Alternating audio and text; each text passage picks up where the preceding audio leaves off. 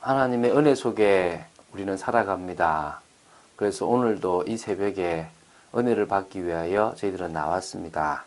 하나님의 은혜 속에 있는 참된 축복을 말씀 속에서 얻게 되기를 바랍니다. 오늘은 요한복음 6장 59절부터 71절의 말씀을 이어서 지금 하고 있습니다. 앞에 계속 우리 58절까지 생명의 떡, 그래서 예수님의 살과 예수님의 피를 먹고 마셔야 된다라는 이야기를 했습니다. 59절에는 이 말씀은 예수께서 가버나움 회당에서 가르치실 때에 하셨다라고 얘기 나옵니다. 가버나움 회당에서 이제 하신 말씀인데요. 60절에 제자 중 여럿이 듣고 말하되 이 말씀은 어렵도다. 누가 들을 수 있느냐 한데.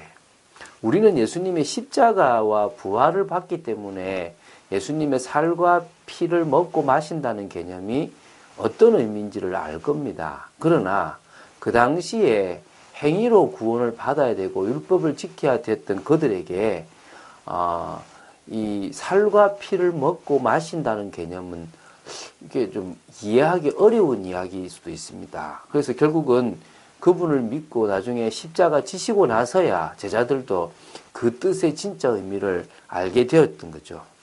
61절에 예수께서 스스로 제자들이 이 말씀에 대하여 수군거리는 줄 아시고 이르시되 이 말이 너에게 걸림이 되느냐? 그러면 너희는 인자가 이전에 있던 곳으로 올라가는 것을 본다면 어떻게 하겠느냐? 예수님의 십자가와 부활에 대한 이야기도 어렵다면 예수님의 승천을 본다면 너희들은 어떻게 할 거냐? 믿겠냐 진짜? 어렵지 않겠냐라는 이야기를 하시는 겁니다. 그러면서 63절에 중요한 말씀을 하십니다. 살리는 것은 영이니 육은 무익함이나. 우리를 살리는 것은 우리를 생명 주고 하는 것은 영적인 겁니다. 내가 너희에게 이런 말은 영이요 생명이라. 주님께서 지금 하신 말씀은 영의 말씀이고 생명의 말씀입니다.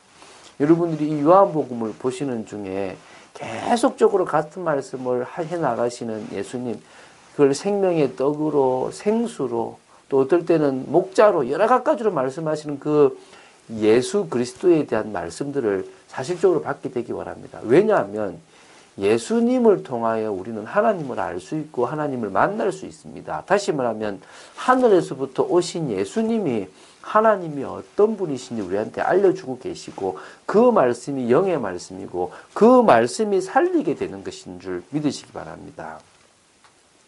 그러면서 64절에 이런 말씀을 하십니다. 그러나 너희 중에 믿지 아니하는 자들이 있느니라 하시니 이는 예수께서 믿지 아니하는 자들이 누구며 자기를 팔 자가 누구인지 처음부터 아심이로라. 예수님은 창세전에 우리를 아셨다 그랬습니다. 예수 그리스도는 우리를 제자들을 부르실 때 누구가 믿을 거고 누가 믿지 않을 거고 또 심지어 당신을 팔 자가 누구인지까지 사실은 처음부터 아셨다라고 얘기합니다. 또 이르시되 그러므로 전에 너에게 말하기를 내 아버지께서 오게 하여 주지 아니하시면 누구든지 내게 올 수 없다 하였노라 하십니다. 계속 말씀하시죠. 아버지께서 허락하시고 아버지께서 보내시고 아버지께서 오게 하셨다. 우리가 그런 존재입니다. 요한복음 1장 12절에 영접하는 자 곧 그 이름을 믿는 자들에게는 하나님의 자녀가 되는 곳을 주셨다 그랬는데요. 그 다음에 이는 13절에 혈통으로나 육적으로나 사람의 뜻으로 나지 아니하고 오직 하나님께로서 난 자라고 했습니다. 영접을 하고 믿고 그리스도를 따라가는 사람은 하나님께로부터 난 자란 말입니다. 저와 여러분에게 믿음이 있다는 게 얼마나 감사합니까?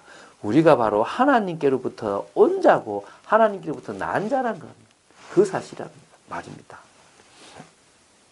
자, 이때부터 66절에 그때부터 그의 제자 중에서 많은 사람이 떠나가고 다시 그와 함께 다니지 아니하더라. 이때요. 12제자 말고 많은 제자들 쫓아다니면서 예수님을 따르겠습니다. 예수님의 말씀을 쫓아가고 예수님의 뜻대로 살겠습니다 했던 제자들이 거의 다 떠나가 버렸습니다. 어찌 보면 지금도요. 그리스도를 쫓아 제자의 삶을 살겠습니다라고 하는 분들 중에서 정말 말씀과 뜻대로 가는 분들이 사실은 많지 않을 수도 있습니다. 오늘 우리는 주님의 말씀 그대로를 받아들이고 믿는 진정한 제자로 서게 되기를 바랍니다. 그래서 오늘도 이 자리에 여러분이 말씀 듣는 이 시간이 축복된 시간 되시기 바랍니다. 그러면서 이제 또 중요한 말씀을 이제 하십니다. 예수께서 12 제자에게 이르시되 너희도 가려느냐? 여러분도 가실 겁니까? 시몬 베드로가 대답하되 주여 영생의 말씀이 주께 있사오니 우리가 누구에게 가오겠습니까? 가오리까? 우리가 주는 하나님의 거룩하신 자이신 줄 믿고 알았사옵나이다. 오늘 우리도 고백하게 되기 바랍니다. 주여 영생의 말씀이 주님께 있으니 우리는 주님 외에는 다른 분을 붙잡지 않겠습니다. 또 우리가 주는 하나님의 거룩하신 자이신 줄 믿었고 또 알고 있습니다라고 고백하게 되기 바랍니다. 그러니까 예수님께서 그들의 고백에 이 베드로뿐만 아니라 12 제자의 고백 속에서 이런 말씀을 하십니다. 70절에 예수께서 대답하시되 내가 너희 12를 택하지 아니하였느냐. 내가 원하는 자를 불렀다. 마가복음 3장 13절에 예수님께서 원하는 자를 부르셨단 말입니다. 왜? 믿을 자, 진짜 영생의 말씀을 따라갈 자를 부르셨다 이 말입니다. 물론 그러나 너희 중에 한 사람은 마귀니라 하시니 이미 예수님께서는 예수님을 팔 사람을 한 명 정해놓으신 겁니다. 어찌 보면 안타까운 거죠. 마태복음 26장 24절에 차라리 태어나지 않았으면 좋았을 뻔했다라고 이야기할 정도로 그 가룟 유다에 대한 안타까움도 표현하셨는데요. 그래서 71절에 이 말씀은 가롯 시몬의 아들 유다를 가리키심이라. 그는 12 중에 하나요 예수를 팔 자리라. 예수를 팔 자였기 때문에 사실 그 속에는 흑암이 들어가 있고 마귀의 자녀였다고 예수님은 말씀하셨습니다. 예수님은 우리를 믿음의 사람으로 부르셨고 한 시대에 하나님의 이 언약과 뜻을 이룰 사람으로 부르셨습니다. 흔들리지 마시기 바랍니다. 속지도 마시기 바랍니다.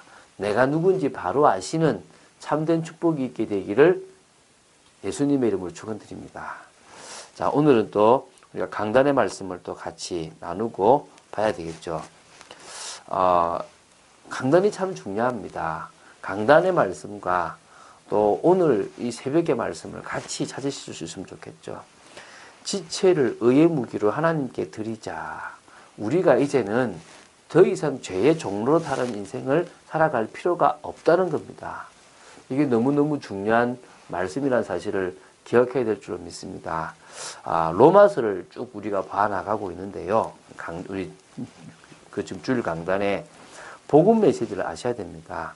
뭐가 복음이냐 하면 바로 예수 그리스도가 복음인데 이 복음을 설명하기 위해서 바울이 로마서 1장 18절부터 3장 18절까지 모든 사람이 하나님의 진노 속에 있다.